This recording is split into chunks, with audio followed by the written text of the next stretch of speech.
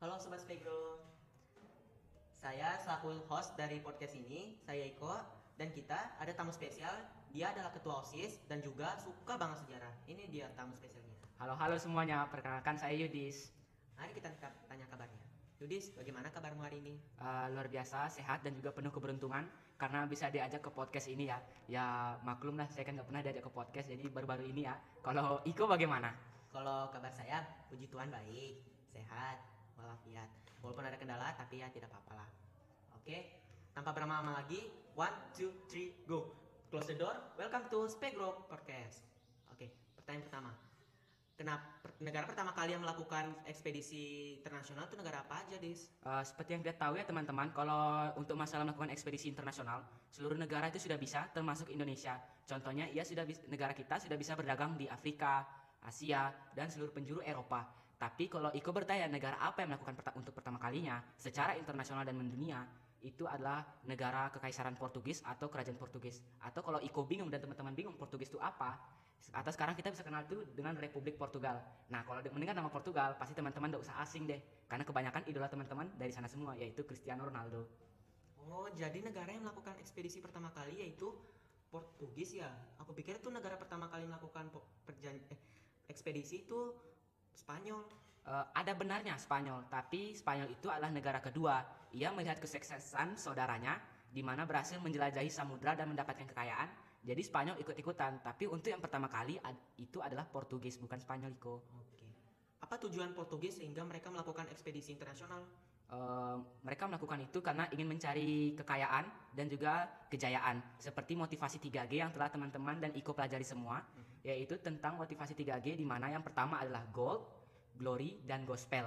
Di mana gold itu adalah mencari mencari kekayaan di wilayah kolonial dan mencari harta yang berlimpah. Sementara glory adalah mencari kejayaan di negara kolonial dan untuk mencatatkan sejarah di buku mereka. Lalu yang terakhir adalah gospel, di mana untuk menyebarkan agama Nasrani. Oke. Di mana mereka melakukan ekspedisi tersebut? Bisa di berbagai daerah, tapi untuk pertama kalinya Portugis melakukan ekspedisi di Afrika Selatan, di mana mereka sebenarnya pengen mencari sumber rempah-rempah, Iko. Namun begini nih teman-teman, mereka gagal mencapai sumbernya gara-gara dengan alasan kesehatan, kondisi kapal, dan juga pemasukan dan pasokan makanan mereka yang kurang. Kenapa bisa kurang? Orang-orang Spanyol mengira atau orang-orang Portugis mengira mereka mungkin bakal melakukan perjalanan yang cukup singkat. Jadi ya mereka cuma membawa pasokan makanan yang sedikit. Namun ternyata mereka salah besar. Dunia ini begitu luas, Iko, bukan kecil. Dan setelah mereka sampai di Afrika Selatan, mereka tuh sudah kelaparan banget dan memutuskan untuk berhenti saja berekspedisi dan memutuskan membuka pelabuhan di sana. Dan juga yang kedua adalah masalah kesehatan, di mana kulit-kulit orang Eropa itu sangat sensitif, Iko. Di mana kan musim di Afrika dan musim-musim di Eropa tuh berbeda banget. Di mana panas di Eropa tuh mungkin nggak seterlalu di sini ya. Tapi kalau di bagian Afrika dan Asia, panas di sini sungguh sangat panas. Jadi ya kemungkinan kulit-kulit mereka yang putih dan anggun itu nggak bisa menerima panas dari matahari Asia dan Afrika. Jadi kemungkinan terjadilah penyakit kulit di antara kru-kru kapal itu sehingga mereka harus berhenti sejenak untuk beristirahat. Oke. Adakah negara yang selalu gagal melakukan ekspedisi? Ada, yaitu Kekaisaran Inggris, di mana mereka selalu gagal untuk melakukan ekspedisi. Pertama, mereka itu melakukan ekspedisi di mana tidak ingin mengikuti jalur yang dilalui oleh Spanyol dan Portugis. Mereka itu melalui Antartika dan juga Rusia. Namun di situ ternyata ada kesalahan, di mana selain mereka sulit untuk mengakses karena Kekaisaran Rusia masih eksis, mereka juga sulit untuk mendapatkan pasokan makanan, sama seperti Portugis. Jadi pas mereka sudah lewat Rusia itu teman-teman, mereka itu kayak dihalangi oleh sungai-sungai beku dan lautan yang beku. Jadi mereka tuh agak pusing dan bingung mau lewat, takut kapal rusak. Walaupun dipaksa, mereka tuh juga bakal tenggelam di perairan tersebut. Dan juga kalau mereka berhenti, mereka bakal dikena marah sama ratu dan raja mereka. Dan juga kalau mereka memutuskan untuk bersandar di sana, mereka akan mendapatkan bahaya dari serangan-serangan hewan-hewan buas di sana seperti beruang kutub dan mungkin para penyu di sana juga dapat menyerang. Apakah Eropa pertama kalinya mereka mampir ke Indonesia? Kapan Eropa pertama kali mampir di Indonesia? Mungkin sekitaran tahun 1500-an oleh ekspedisi Portugis yang dipimpin oleh Alfonso de Albuquerque, di mana mereka berhasil mencapai Maluku atau kerajaan Tidore. Tidore atau Ternate. Jadi mereka sampai di Maluku disambut baik oleh raja di sana atau penguasa lokal di sana, sehingga mereka pun berdagang di sana. Dan Portugis diberikan kesempatan untuk membangun benteng di sana, yaitu benteng Sao Paulo atau Santo Paulo. Jadi ya selain itu bangsa Spanyol juga berhasil loh, di mana mereka itu berhasil nyampe di Maluku juga teman-teman. Mereka bukan sampai di Ternate, tapi di belahan dunia lainnya yaitu Tidore. Sehingga terjadilah persaingan antara Maluku yang dimana dalamnya itu ada Tidore dan Ternate. Jadi ya secara nggak langsung ini bukan persaingan antar kerajaan lokal, tapi persaingan antara Portugis dan Spanyol dalam penguasaan wilayah. Jadi ya terjadilah perang. Namun akhirnya perang ini dilerai oleh Paus, di mana Paus memberikan perjanjian di mana Spanyol akan pergi ke barat dan Portugis akan pergi ke timur. Jadinya Spanyol pun meninggalkan Maluku dan memutuskan untuk pergi ke Filipina. Jadi sementara Maluku, pasti kau bertanya dan teman-teman bertanya bagaimana dengan Maluku? Karena Maluku berada di wilayah timur, jadinya Portugis lah yang menguasai seluruh bagian Indonesia termasuk Maluku itu. Dan ekspedisi Spanyol mengalami kegagalan di Filipina karena pemimpin mereka yaitu Ferdinand Magellan harus terbunuh di Filipina karena konflik dengan pemimpin lokal. Sementara Portugis mereka untung banyak karena daerah-daerah yang masuk ke daerah timur itu negara-negara kaya semua Iko. Indonesia, Brazil, Afrika Selatan termasuk seluruh daerah Afrika itu semuanya masuk daerah timur. Jadinya ya udah Portugis seakan-akan mereka tuh lebih kaya daripada siapapun pada masa itu. Dan Spanyol akibat keputusan itu mereka tuh merasa terugikan dan mencap kalau Paus, maaf ya teman-teman yang mungkin beragama Katolik, kalau Paus mereka merasa bahwa Paus itu pilih kasih dan lebih memfokuskan ke Portugis daripada Spanyol. Sehingga Spanyol ini iri hati dan membenci Paus. Namun tidak berlangsung lama sih, karena kan pemimpin agama mereka kan Paus, jadi mereka nggak bisa membenci terlalu lama. Lalu negara yang berhasil mencapai Nusantara lainnya adalah Kekaisaran Inggris. Meskipun banyak pahit-pahitnya, ya sekali-sekali lah manis-manisnya mungkin dalam sejarah takdir. Di mana Francis Drake, mereka tuh bukan sampai di Maluku Iko dan teman-teman, tapi mereka tuh sampainya di Banten atau Jawa. Iko dari Jawa kan, pasti tahu Banten. Mereka sampai di sana itu ya tidak seperti Portugis dan Spanyol yang berani macam-macam. Mereka tuh seakan-akan anak baru yang sampai di Pulau Jawa. Sehingga di sana mereka tuh cuma fokus berdagang dan membuka kantor dagang. Jadi Inggris juga adalah negara pertama yang berhasil membuka kantor dagang. Kalau tidak salah nama perusahaan mereka adalah East Indies Companies atau Persatuan Dagang Hindia Belanda. Jadi sampai di sana itu mereka tuh cuma berdagang, namun tidak lama VOC, ikut atau VOC kan? VOC adalah salah satu perusahaan dagang terbesar dan terkaya pada masanya. Mereka memutuskan untuk berlayar teman-teman, agar mendapatkan kekayaan seperti Portugis dan Spanyol. Dan akhirnya mereka tuh sampai di Banten oleh ekspedisi pertama VOC. Dan sesuai dugaan, Inggris akan kalah saing dan VOC menguasai Pulau Jawa.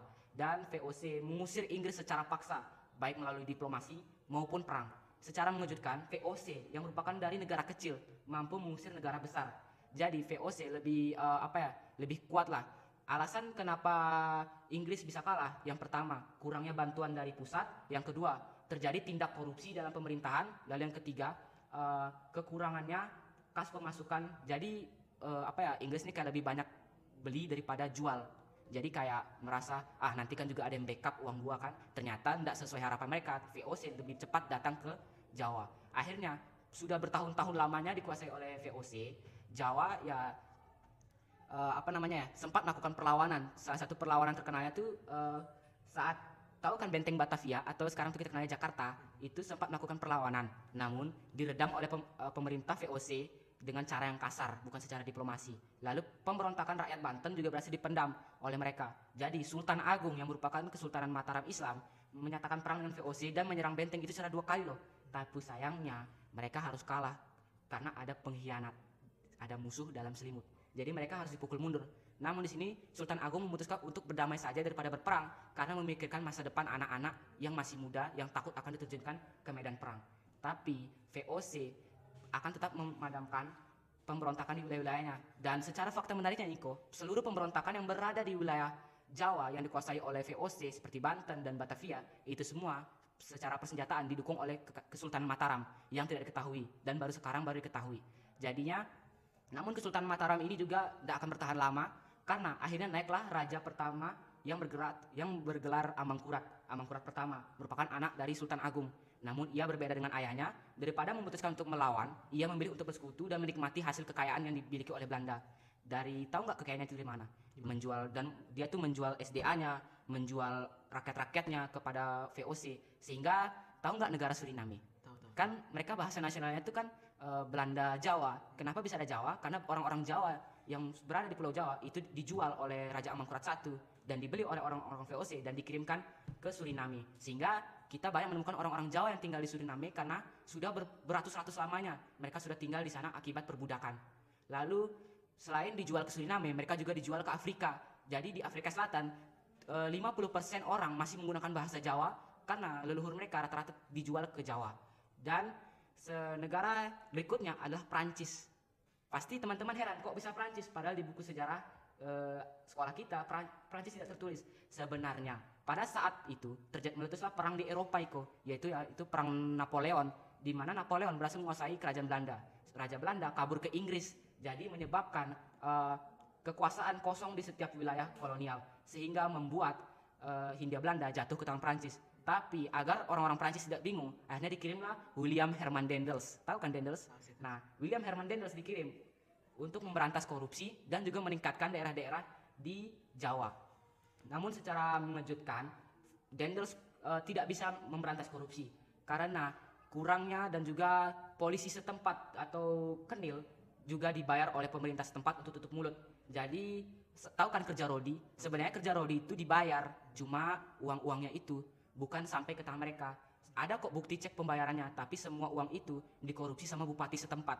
Jadi sebenarnya di sini ada kesalahpahaman. Kenapa dibilang William Herman Daendels nggak gaji? Supaya agar pemberontakan semakin panas dan ingin mengusir Belanda. Tapi sebenarnya memfitnah orang itu juga kan nggak boleh. Jadi Daendels itu sebenarnya sudah gaji, tapi semua uang itu diambil dan dikorupsi oleh bupati Jawa setempat. Jadi ya mau bagaimana lagi, uang sudah diambil, kerja sampai mati juga kan nggak bakal digaji kalau sudah dikorupsi uangnya. Apalagi uang itu kan bukan uang kecil-kecilan kan.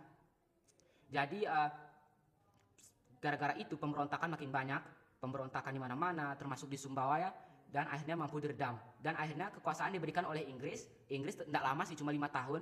Akhirnya diberikan lagi ke VOC atau Belanda, sehingga Belanda berhasil kuasa lagi. Hingga akhirnya melihat Belanda masuk, mereka ini geram sendiri. Udahlah Londo, Inggris datang semua orang-orang kulit putih itu, tapi mereka nggak bisa merdeka. Akhirnya memutuskan untuk perlawanan. Namun ya sehebat-hebatnya tupai melompat pasti akan terjatuh. Setiap pemberontakan pasti akan terpendam. Setiap pemberontakan, contohnya perang di Ponegoro, mereka berhasil dipendam oleh Belanda secara paksa, di mana Pangeran Diponegoro diculik lalu dibuang ke daerah pengasingan. Lalu I Gusti Ketut Jelantik contohnya di perlawanan rakyat Bali. Mereka itu sebenarnya mau lewat jalur diplomasi, tapi gara-gara rakyat Bali menolak akibat dijajah terus, akhirnya mereka pun perang. Namun Belanda ini berotak licik, pastinya ia akan mengadu domba antara kaum ulama dan juga kaum-kaum bangsawan, sehingga terjadilah pecah, membuat perang ini bukan hanya melawan Belanda tapi melawan bangsa sendiri. Dan akhirnya Jepang pun masuk ke Indonesia. Jepang itu dikira bakal lebih baik daripada penjajah lain, ternyata lebih parah. Masyarakat di sana lebih menderita.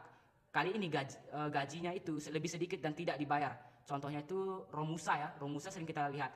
Bahkan mohon maaf, mungkin ada tersinggung seperti Soekarno. Soekarno pernah menjadi mandor Romusa. Bahkan ia melihat sendiri kekejaman terhadap rakyatnya, di mana jika tidak ingin bekerja, maka akan siap-siap kepala akan dipenggal oleh katana.